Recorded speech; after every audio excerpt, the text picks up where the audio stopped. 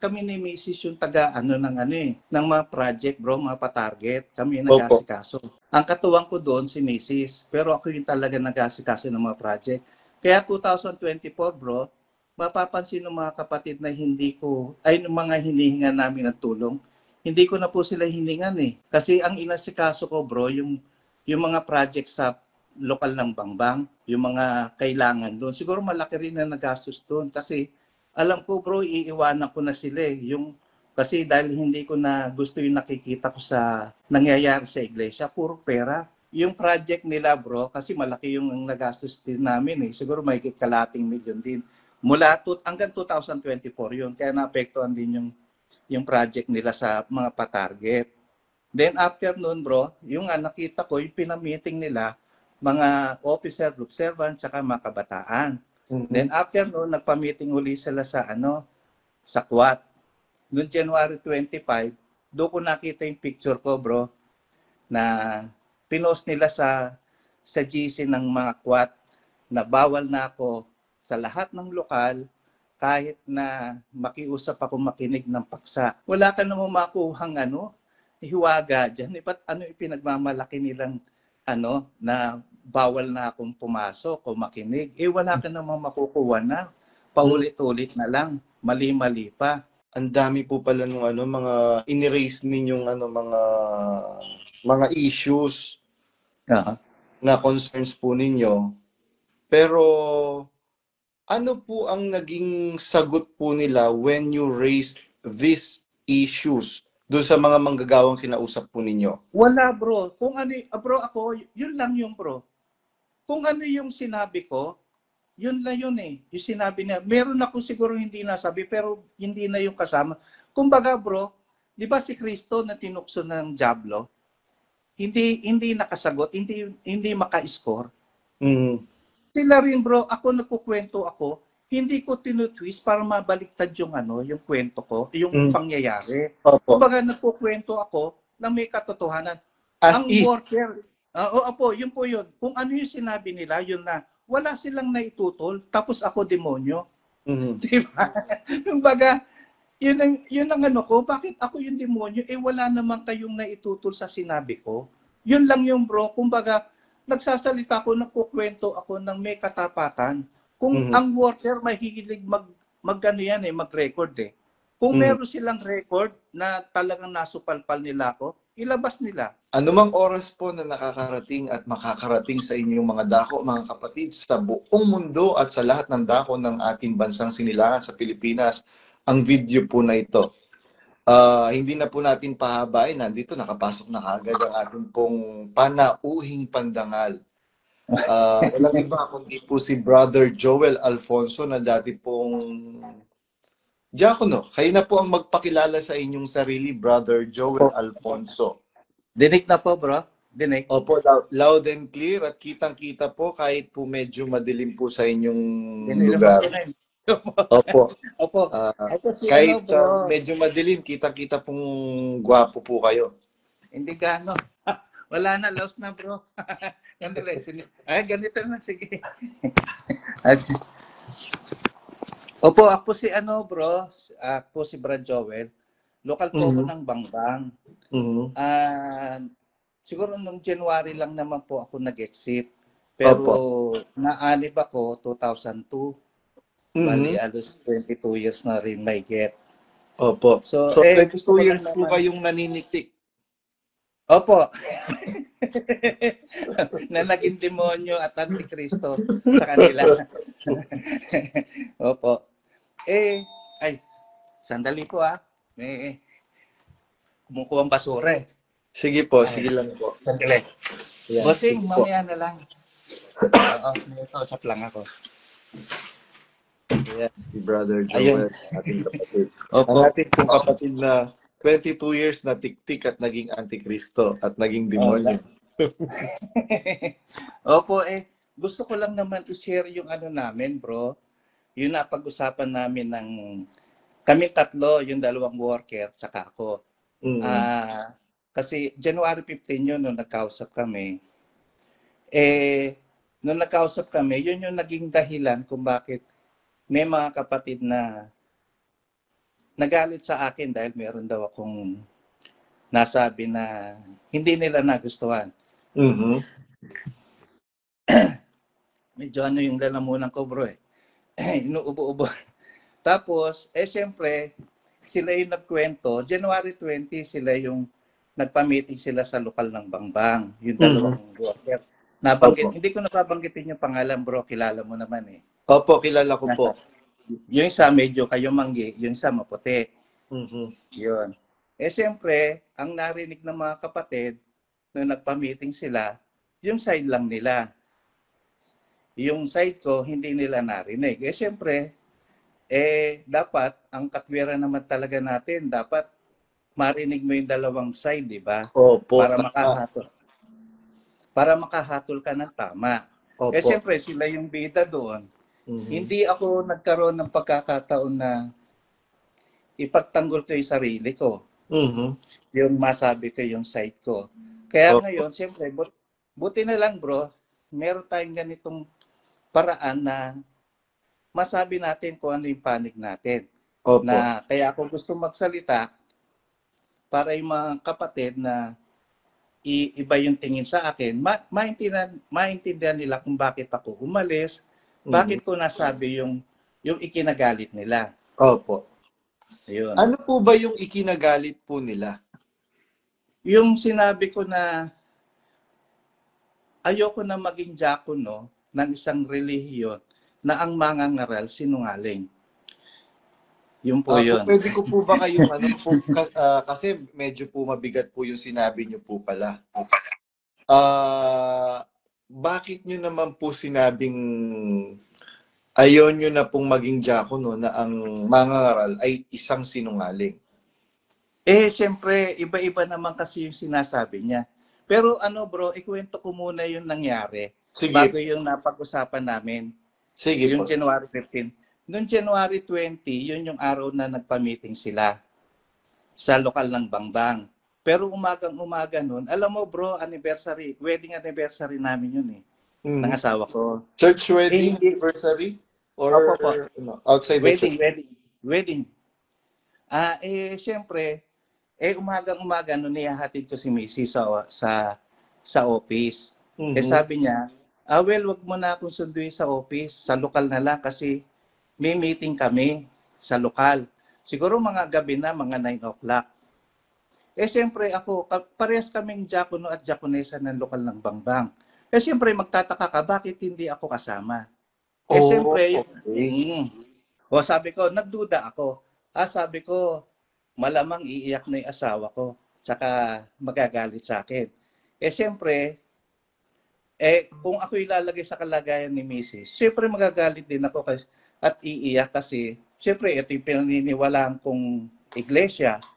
Gusto mo ba na yung asawa mo mawalay sa Mm. pinaniniwalaan kong totoo, di ba? So, Opo. naintindihan ko naman siya doon. Tsaka, hindi niya pa alam yung issue. Mhm. Kaya sabi ko, hindi ko kinukwento yung mga nalalaman ko sa kanya eh. Pero alam niya, duda na ako. May laban na do sa leader. Mhm. So, nung gabi na nga, bro, ayun na, alas 9 ng gabi, nagpunta na ako sa lokal. Mhm. Di, hindi pa sila tapos sa meeting. Pagkatapos nun, bro, di, tinatanong ako ng kwat, Bro Joel, gusto mo bang pumasok sa lokal? Sabi ko, hindi na. Kasi para sa akin, bro, magiging kabastos sa kanila na kung papasok ako, hindi naman ako imbitado sa meeting. Invited. Opo, tama. Yun, parang magiging sa kanila. Pero gustong-gusto ko pumasok kasi alam ko ano yung gagawin nila sa akin eh. Mm. Kaya nung pagkatapos nila mag-meeting, naglabasa sila. Tahimik, bro. Nailang ako kasi siyempre, 'di ba, pag lumabas ka sa meeting, yung mga kapatid, masaya eh. Masaya. Pero nung nakita ko tahimik, bro, para bang nakakabinging katahimikan, para bang nakatingin sa akin. Nailang ako, hindi ko alam kung ano yung nararamdaman nila para sa akin. Mm. Di ginawa ko, bro, pumunta na lang ako sa sakyan para doon ako maghintay kay Mrs. Opo. Ayun, kasi nailang ako eh. Tahimik yung mga kapatid eh. Kumbaga, di naman ako binati, parang gano'n. Siyempre, dati naman na binabati ka naman. Mhm. Pero nung time na yun, tahimik. Hindi ko alam kung ano nararamdaman nila sa akin. Mhm. Kaya nung ano nga, nung nandun ako sa sasakyan, dumating na si Mrs. Yun na, galit na nga, galit. Tapos kasama yung isang ano, yung isang worker, yung maputi, bro. Ngayon Yung maputi. maputi. Yung maputi. Tapos, tagahatid kami ng ano, bro, ng mga kapatid na worker. Pagka yung mga ganong ano, pagka yung mga nadidistino sa bangbang. So, Mhm. ihatid namin siya sa bahay niya. Maya-maya, nung nasa sakyan na, sinabi niya na, Bro Joel, sinabi namin sa distrito yung napag-usapan natin. Sinabi namin yung ano, yung sinabi mo. Hindi ko na siya pinatapos. Sabi ko, sis, bakit? Bawal na po ako sa lokal. Sabi ko, bawal na po kayo sa lokal eh. Sabi niya. Ay di sabi ko, edi sige, okay lang. Pero ano, sabi ko, biro mo sila yung nagtinda ng alak. Sila yung nagtayo ng ano ng nightclub. Siya yung nagsinungaling, ako bawal sa lokal, sabi ko sa Mhm. kanya. Tapos sabi ko, ano, alamin ninyo kung ano yung totoo. Maawa kayo sa mga kapatid Mhm. na hinihingan nyo ng tulong. Tapos sabi ko, kaya yung mga kapatid sa Bangbang bro, kasi kami ni Mrs. yung taga ano ng ano eh, ng mga project bro, mga pa-target, kami yung Opo. nag-aasikaso. Ang katuwang ko doon si Mrs. Pero ako yung talaga nag-aasikaso ng mga project. Kaya 2024 bro, mapapansin ng mga kapatid na hindi ko, ay ng mga hinihingan namin ng tulong, hindi ko na po sila hiningan eh. Kasi ang inasikaso ko bro, yung mga project sa lokal ng Bangbang, yung mga kailangan doon. Siguro malaki rin na nagastos doon kasi alam ko bro, iiwanan ko na sila eh. Kasi dahil hindi ko na gusto yung nakikita ko sa nangyayari sa iglesia, puro pera. Mhm. Yun Opo. yung ano yun. Kaya ang inasikaso, sabi ko, bago ako umalis hanggat nandito ako, ayusin ko yung lokal. Kaya yung ano, yung project nila bro, kasi malaki yung nagastos din namin eh. Siguro may kalating milyon din. Hanggang 2024 yun. Kaya naapektuhan din yung project nila sa mga pa-target. Then after noon bro, yung nakita ko, yung pinamiting nila, mga officer, group servant, tsaka mga kabataan. Then Mhm. after noon, nagpa-meeting uli sila sa ano, sa Kuwat.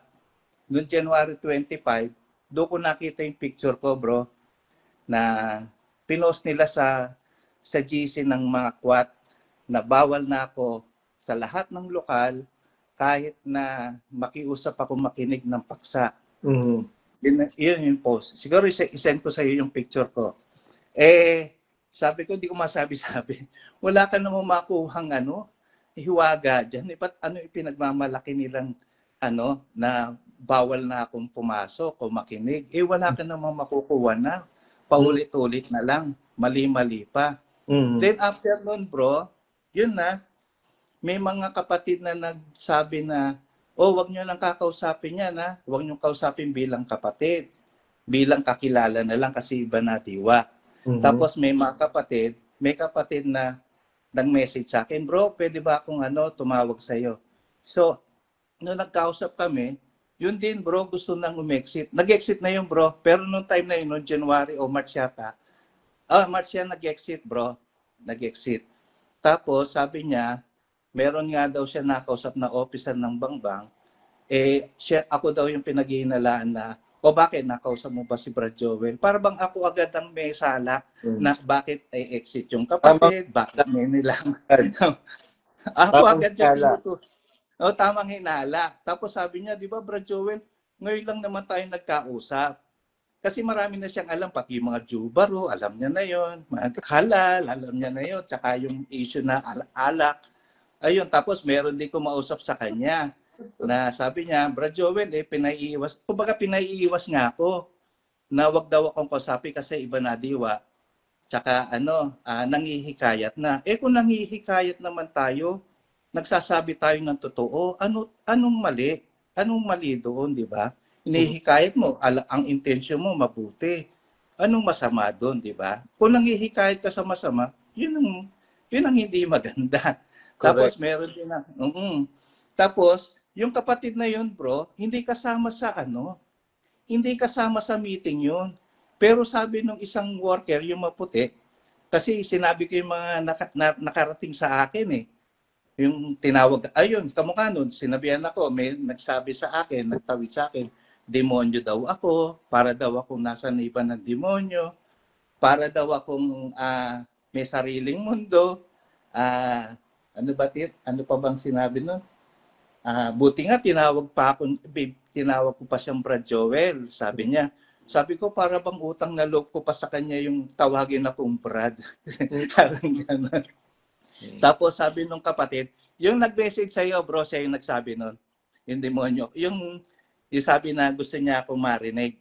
Yung nag-message sa'yo na gusto mo, na nirekomenda niya na magsalita ako sa'yo. Opo. Tapos yung nga, sabi niya, bro, yung sinabi niya nga, bro, nung naririnig ko yun, awang-awa ako sa'yo. Sabi niya, yung mga ganun. Tapos, sabi niya, yung isa, bro, yung isang kasama mo talagang nilaglag ka. Wala naman akong ginawang masama doon. Tapos nung sinabi ko yung kay Mrs., nung mga January yun, bro, siguro kasi si Mrs. gusto niya rin ako, nung time na yun, gusto niya ako makabalik. Sinabi ko sa kanya yung mga nakarating sa akin. Kinausap niya isang worker. Ayoko nang banggitin. Sabi niya, hindi, di naman daw sila nag-iingat naman daw sila na magsalita ng laban sa akin. Kung hindi kayo nagsalita ng laban sa akin, bakit gano'n ang nakakarating sa mga kapatid? Bakit gano'n ang mga naitatawid? Kung hindi kayo nagsalita ng hindi maganda sa akin. Kayo lang naman na nakausap ko, tayong tatlo lang. Bakit gano'n ang naitawid?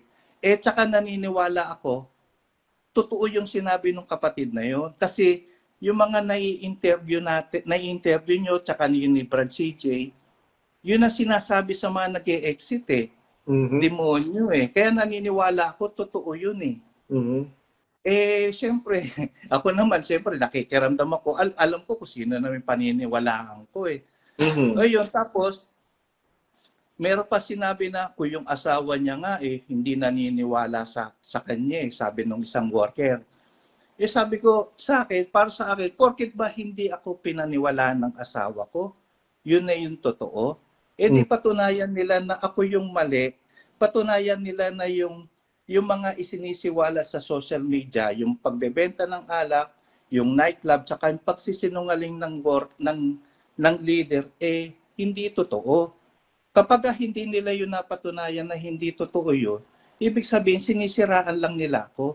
Ibig sabihin hindi sa akin nauukol yung mga pinagsasabi nila. Tapos meron din akong nakausap, bro, noon nandoon pa ako, ang tawag dito, officer din. Sabi ko, bro, paano kung malaman mo na totoo yung alak tsaka yung nightclub? Sabi niya, gumanong kasi, mananatili pa rin ako dito. Siyempre bro, pag narinig mo yun, hindi ka ba mabubuhisit? Diba? Wala kang paninindigan. Tapos mababalitaan mo, ako pa raw yung parang nasaniban ng demonyo. Sabi ko, sa loob, sa akin, para sa akin, di manatili ka dyan, para sa akin, di manatili ka dyan sa isang iglesia na ang mangangaral nangangaral sila sa iba, pero hindi nila pinangangaralan yung sarili nila. Hindi nila ginagawa. Nagtuturo sila na bawal magtinda ng alak, tapos mababalita mo, nagtinda ng alak. Nagtuturo sila, bawal umupo sa upuan ng mga manlilibak. Pero nagtayo ng nightclub na pinanggagalingan ng kalayawan, ng kahalayan. Ano ba mas masama bro? Yung manood ka ng TV, manood ka ng sine, o magtayo ka ng sarili mong nightclub. Diba? Para bang, ang layo naman eh. Ano ba intention mo? Manonood ka lang naman sine. Kaysa naman sa magtayo ka ng nightclub. Sabi nga ni Bes, diba? Hindi ka pa pumapasok sa bar at cabaret. Lupay-pay na yung bandila ng Kristyanismo mo. Tapos mapabalitaan mo, merong nagtayo ng nightclub. Kung baga sa akin, kung kami yung demonyo para sa inyo, di okay lang naman kung kayo lang naman ang nagsasalita. At least kami mga demonyo napupuot sa kalikuan kasama at sa sinungaling na leader. Kaysa yung nagsasabi na Mm. na demonyo tayo, pero tagapagtanggol sila ng kalikuan at Brad kasinungalingan. Joel, maano ko lang po kayo, masabat ko lang po kayo. Tandaan po ninyo, si Kristo din po, pinagsabihan na demonyo din, prinsipe ng ano, ng Opo, opo. Yun kadiliman. yung alam ko po po. Meron pong talatang gano'n, na ang Opo. Panginoon mo ay pinaratangan na ano na prinsipe ng kadiliman na si Opo. Beelzebub. Oh. So, ngayon, kasi ganito po, Brad Joel, para po sa kapakinabangan ng ating pong mga kapatid na nakikinig, manonood at nanonood sa video po na ito, ano lang po, paano po ba nagsimula ito pong bagay na ito? Bakit po kaagad po ba nagalit po sila sa inyo? Pinaratangan na po kayo na demonyo po kayo? Ano po ba yung puno at dulo ng ano? Yun nga bro, yun nung nagkausap kami noong January 15. Ang kausap nyo lang po nung time na yon is Yung dalawa, yung yung dalawang dalawang worker. Nung ano yun bro Wednesday yun. Mga 2 o'clock o 2:30 ng hapon yun. Inabutan ko sila sa office ni Mrs. Kala ko sa office ni Mrs. Nandun sila sa kwarto ni Mrs. Kala ko sadya nila si Mrs. Nung pagpasok ko sa malapit na ako sa pintuan ng kwarto ni Mrs. Nakita nila ako. Sabi niya, "Oh, Bro Joel, tinatawagan ka namin. Hindi ka sumasagot." Sabi ko, patay kasi yung yung antag dito. Yung data ko paubos na. Bakit nga po? Sabi nung dalawa, Bro Joel, may attend tayo ng meeting ng mga diakono sa EDSA. Then nagsalita ako. Sabi ko, sis, ayoko na pong maging diakono. Ayoko na umati ng meeting. Bakit? Basta, sabi ko, sabi niya. Basta ayoko na, sabi ko. Tinatanong nila bakit? Basta ayoko na mag-officer. Ayoko nang umati ng meeting. Hindi ko masabi ng harap-harapan na gusto ko na mag-exit kasi nandun si Mrs. Masasaktan siya. Yun sa kwarto. Kaya, relax pa si Mrs. Sabi ni Mrs., doon na nga lang kayo mag-usap sa labas kasi nasa kwarto kami ng office ni Mrs. Saan ba pwedeng So may sinabi siya, doon na lang kayo mag-usap para makapag-usap kami. Nagpunta kami sa isang lugar na tahimik. Noon nandoon na nga kami sa lugar na yon, tinanong nga nila kung bakit. Sabi ko kasi nagsinungaling kasi siya noong December 21. Second day ng SPBB yun, bro, 2024.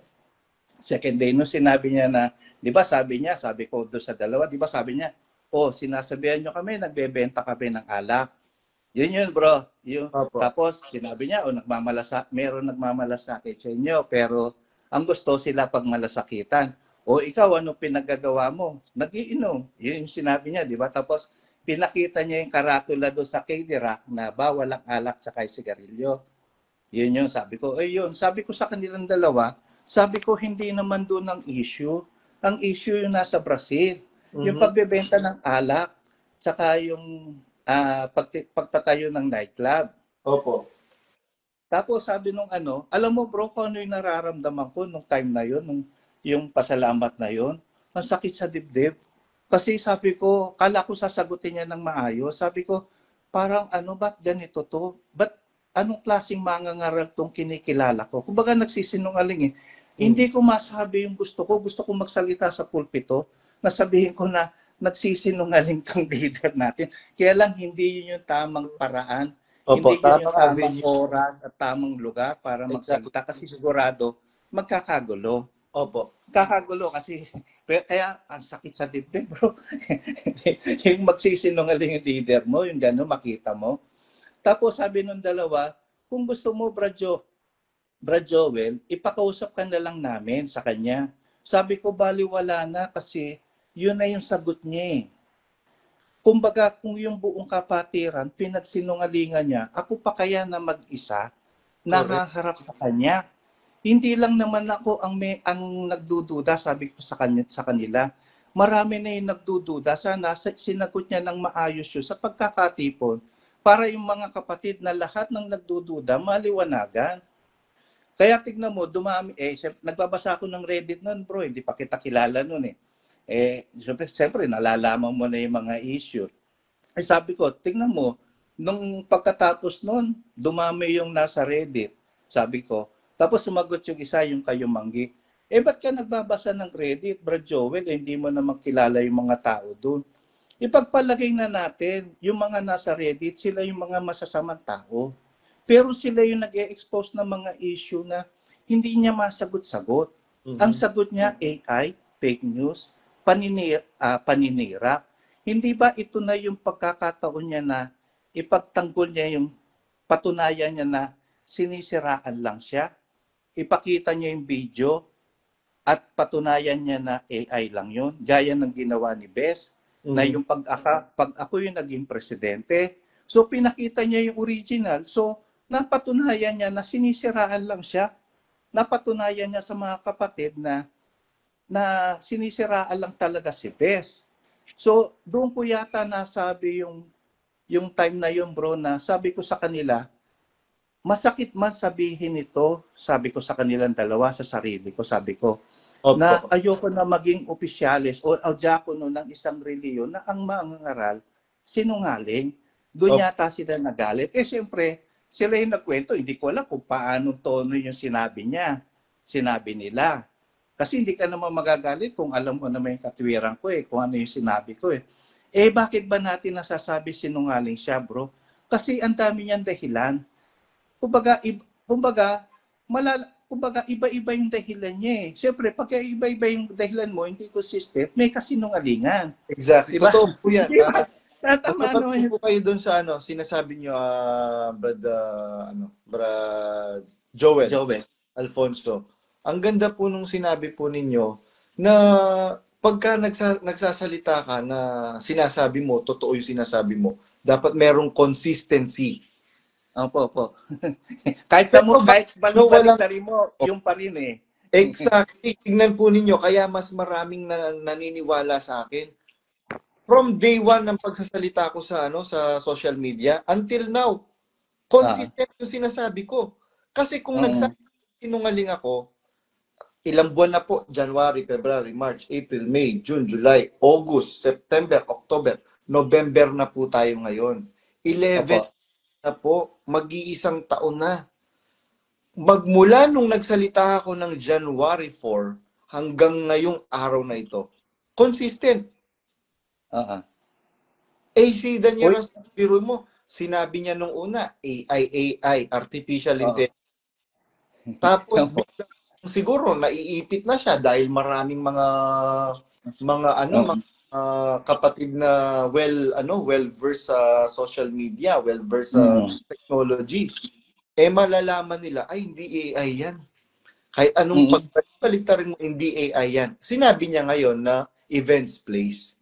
Oo, yung nga po, event place tsaka resto, sabi nga, nung pinagpahinga si Bes, di ba, sabi niya, may naiwan ng restaurant. Ano problema ka mo? Sinabi niya pa, area. Biro mo yung Area 52, hindi mo matandaan. Di ba? May mga picture kayo ni Bes, tsaka yung buong pamilya mo, tapos umawit ka pa. Ba't hindi mo mabanggit yung Area 52? Tapos yung isang kausap niya, opo, ano ka ron kahero ka ron. Ba't hindi mo ma-correct yung kuya mo? Kuya, Area 52 po. Bakit hindi mo hindi mo itama? Sabi, ano daw ang problema? Kasi gusto daw nung magtutuloy, magtinda ng alak. Kasi hindi raw papasukin kung walang tinda ng alak. Mayroong mga video sa social media, buhay pa si Bes, may tinda ng alak at ang nagsiserve pa yung nakikita yung isang worker na mataas na rin ang posisyon.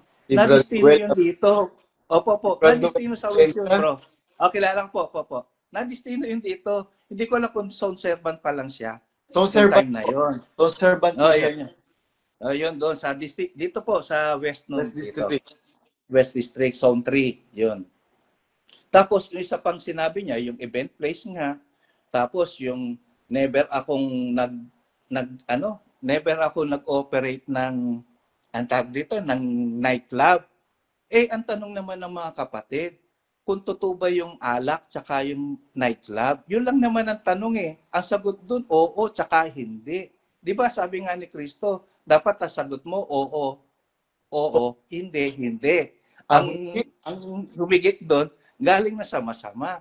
Bakit hindi mo masagot din? Sino nag-operate? Di ba? Kung talagang totoo ka, tapat ka sa mga kapatid, magsasabi ka ng totoo. Tapos kamukha nun, yung sinabi niya rin na, ikaw, anong pinagagawa mo? Nagiinom. Bakit? Yung ba yung issue? Inililihis mo yung issue eh. Hindi ka, kumbaga ginagamit mo yung pulpito, isang bagay na banal, para gamitin mo sa pagsisinungaling.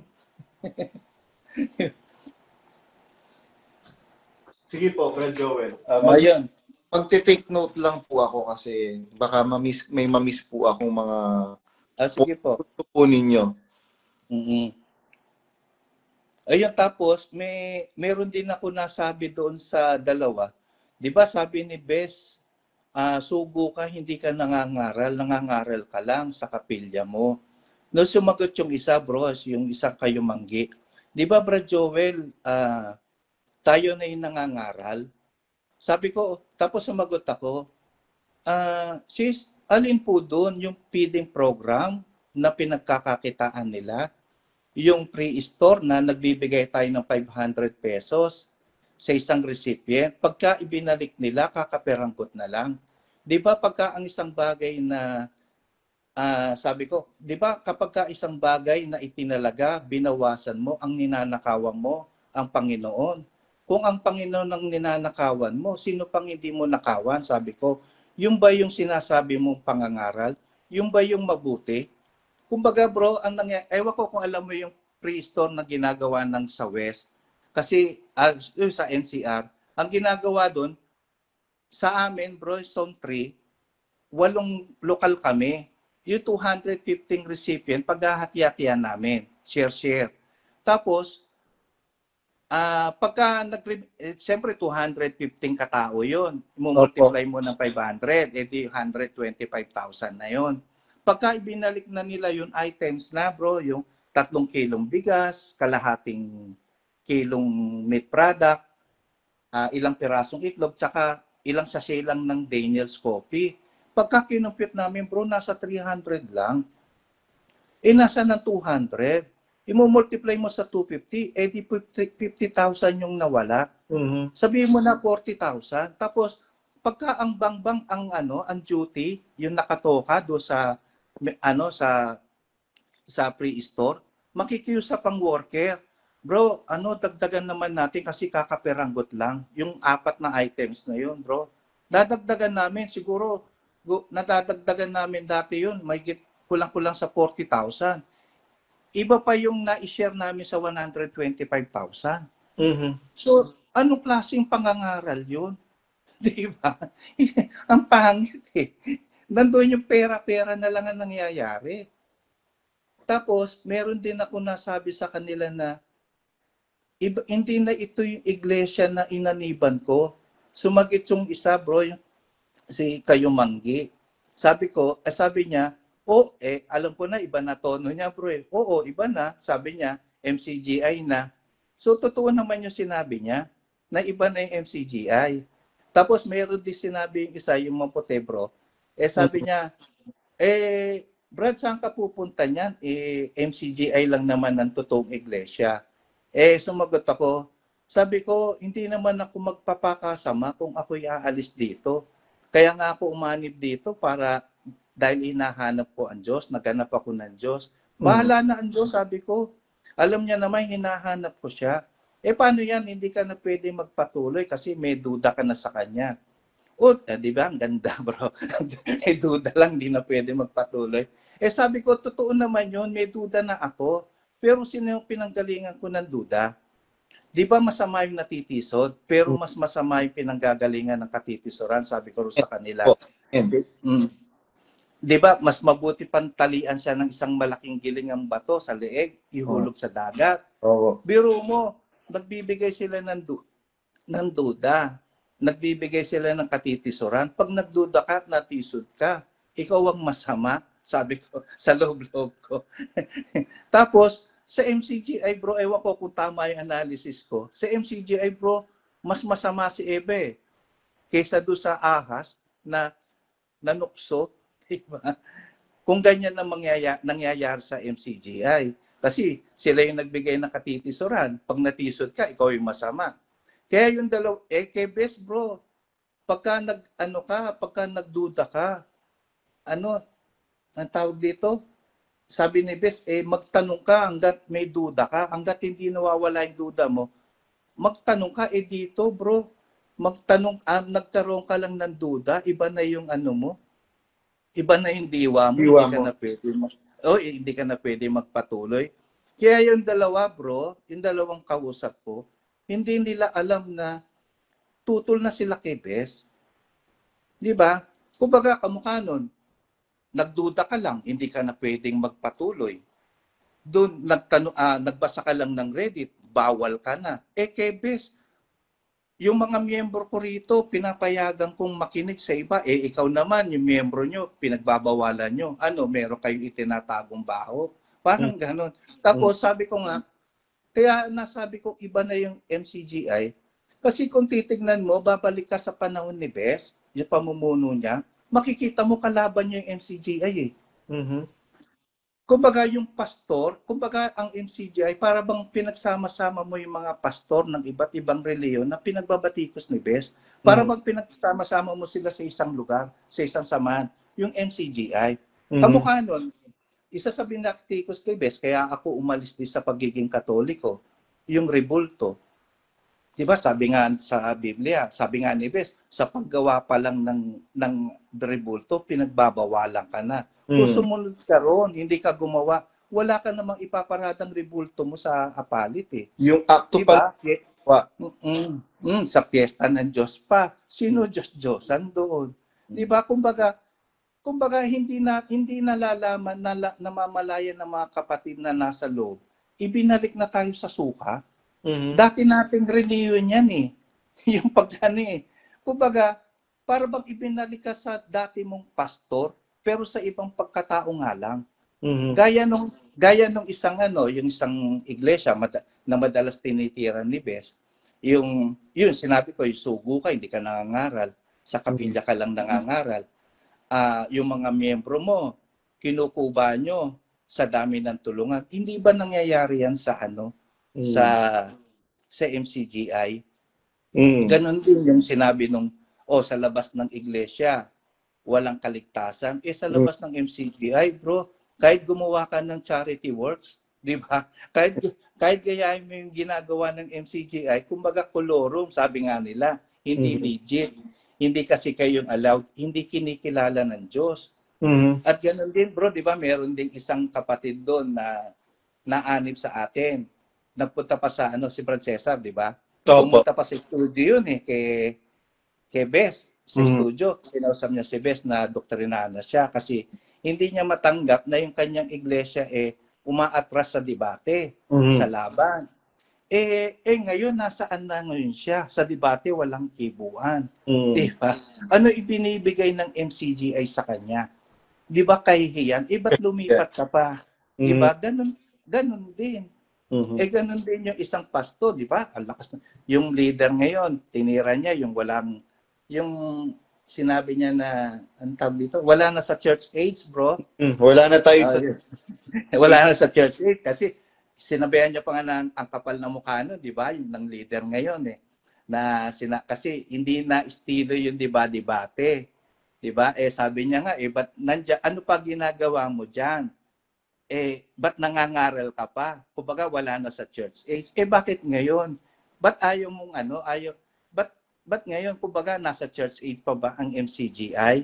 Then sinabi niya rin na ano ba sabi niya ron? Kaya ayaw niya magpatanong kasi siguro mabibisto siya. Ba't ngayon bro ayaw niya magpatanong? Mabibisto siya na ang teacher na hindi nagpapatanong, Bopos. Di ba? Sabi rin ni Bes na ang mangangaral na hindi nagpapatanong, manloloko. At higit sa lahat bro, yung sinabi ni Bes, yung sinabi niya na, yung talagang sa akin, yung sabi niya na patutunayan niya na ang mangangaral na nagpapayaman, hindi sa Diyos, sa demonyo at antikristo. Naniniwala ako dito bro kasi sabi sa Biblia, huwag kang magtipon ng kayamanan sa lupa, di ba? Na sinisira ng tanga.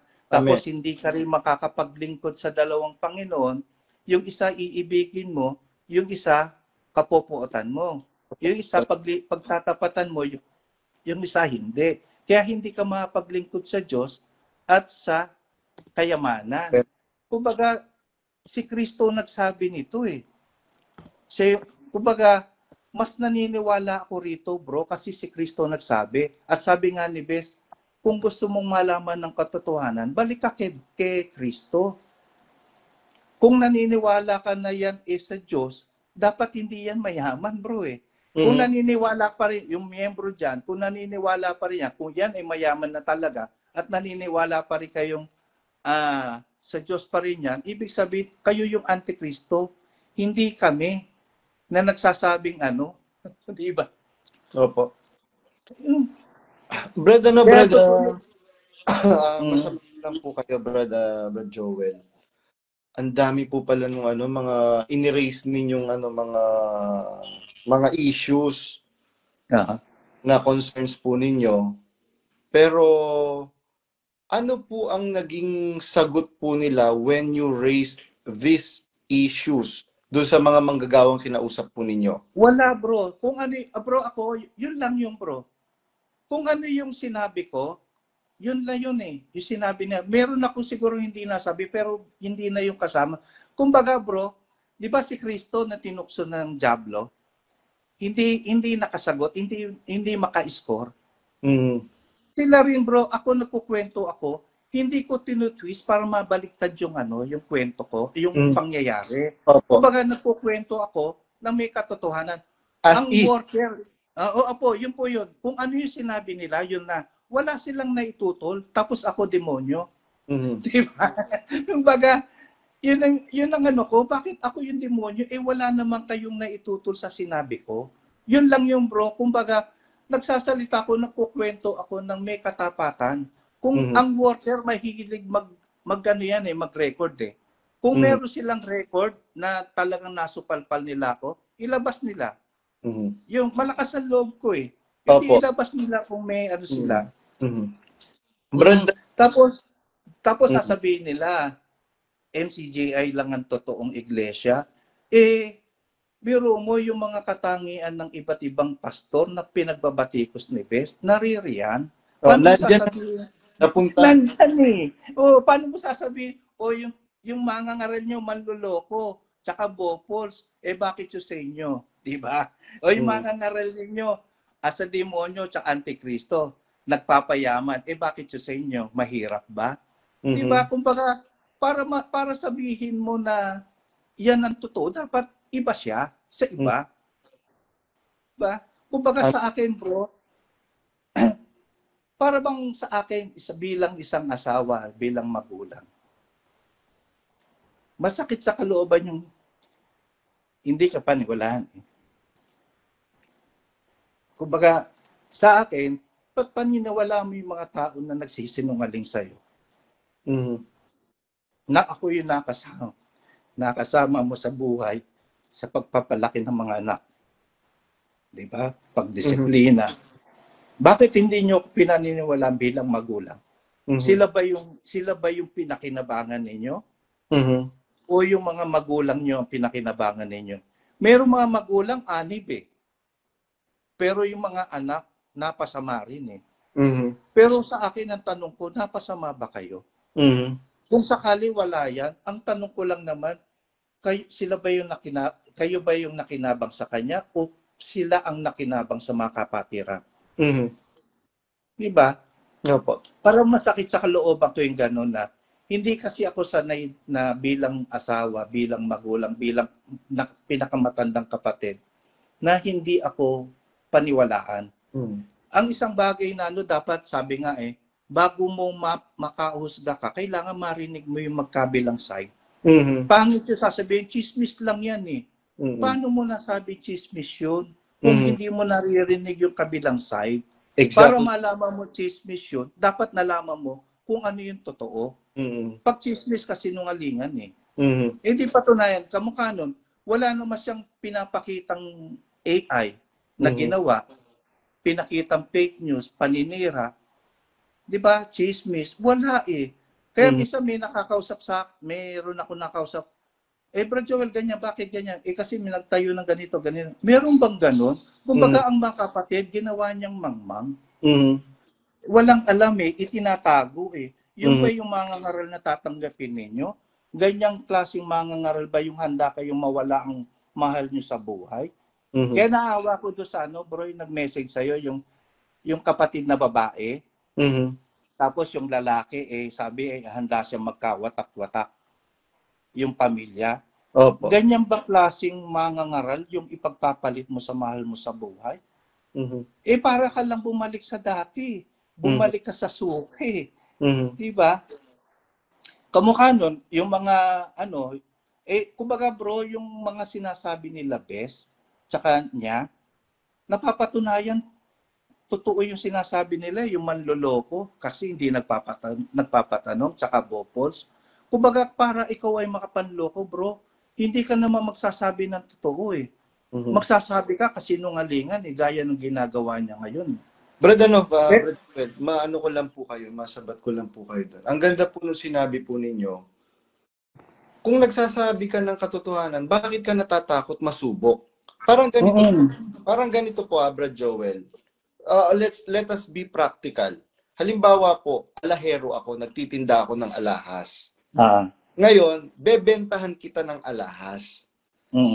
Nakakatiyak ka ba? Siyempre, bilang buyer, kailangan mong makatiyak. Ito bang, kung totoo yun. Kung totoo ba itong ginto na to at saka itong diamante na to, totoo ba ito? Ako. Bilang akong nagbebenta, bilang alahero, sige, edi i-ano natin, i-check natin. Meron akong tester dito. Hindi ka pa kumpiyansa dito sa tester ko, ipa-test natin sa ibang mga Diba? Kahit saan. Kahit saan. Ayun, Dahil malakas ang loob mo, totoo. Meron po akong pinost sa sa wall ko. The truth is not afraid to be tested.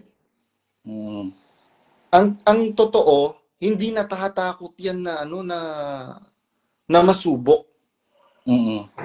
Bakit po sila natatakot? Opo.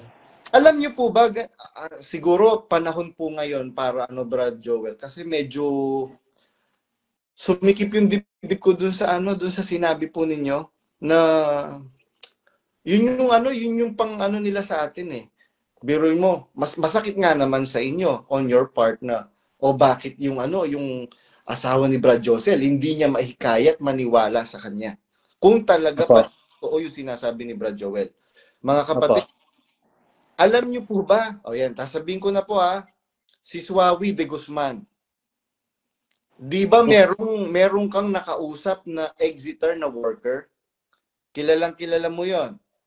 Kaibigan mo 'yon. Ngayon, kukumbinsihin ko ngayon yung kapatid na worker na 'yon na magsalita. Para once and for all, manahimik na kayo. Nananahimik kami, tignan ninyo, nananahimik ito si Brad Joel.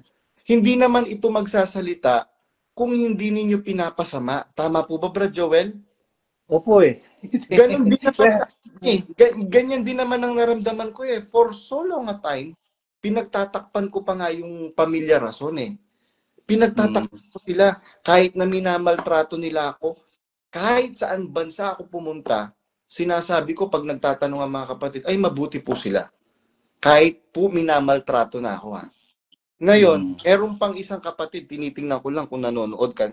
Kasi kanina nakita ko nanonood siya Kapatid na alam mo kung sino ka. Kapatid na nag-donate ng organ. Siguro kung mapapakinggan ito. Manlaw? Sana.